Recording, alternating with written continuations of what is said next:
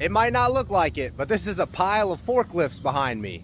And it doesn't really look like it because they've all been cut up. There are a few truck axles in the mix here because there's a couple truck frames, but the majority of this is forklifts that have been sheared down to size, and there's also still some of the axles and tires that we'll have to pull out of here. A little bit of this stuff will have to still be torched, like that thick axle right there probably needs to be torched, and then some of these bigger ones that are a little too thick for the shear to cut. But if we look pretty closely, we can see all different types of forklift parts. Like that's the body or the frame of a forklift. There's a wheel or an axle off the back of one. Here's another frame still attached to a front axle, and you can see how thick that is.